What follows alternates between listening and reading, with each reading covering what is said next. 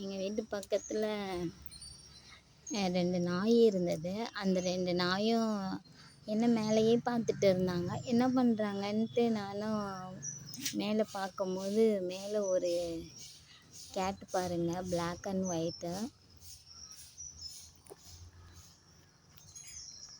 அந்த அந்த பூனை வந்து மரத்து மேலே ஏறி போய் உக்காந்துருச்சு அந்த டாகை பார்த்த உடனே. இது பாருங்களேன் எவ்வளோ அழகாக அந்த 2 டாகும் அந்த கேட்டை பார்த்துட்டு இருக்குது.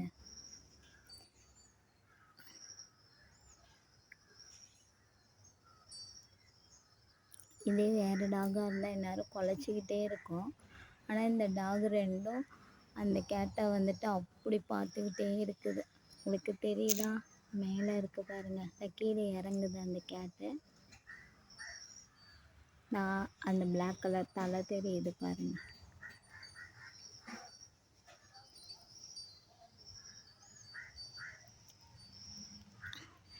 இந்த வீடியோ உங்களுக்கு பிடிச்சிருந்தா, உங்கள் வீட்டில் இது போல் டாகு கேட்டு இருந்தால் அது என்னென்ன ரியாக்ஷன்லாம் பண்ணும், எப்படிலாம் விளையாடும் அப்படின்றத கமெண்ட் பண்ணுங்கள்.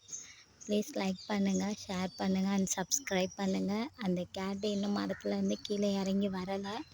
ஒரு டாக் போயிடுச்சு, இன்னொரு டாக் அப்படியே மேலே உட்காந்துட்டே இருக்குது.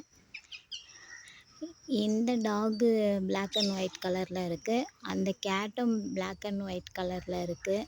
ஒரு வேளை அந்த டாகு வந்து அந்த கேட்டை பார்த்து தன்னுடைய இனம் தான், தன்னுடைய குட்டின்னு நினச்சிருச்சா என்னன்னு தெரியல.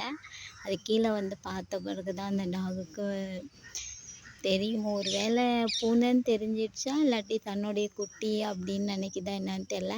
இந்த வீடியோ உங்களுக்கு பிடிச்சிருந்தா லைக் பண்ணுங்கள், ஷேர் பண்ணுங்கள் அண்ட் கமெண்ட் பண்ணுங்கள். தேங்க்யூ.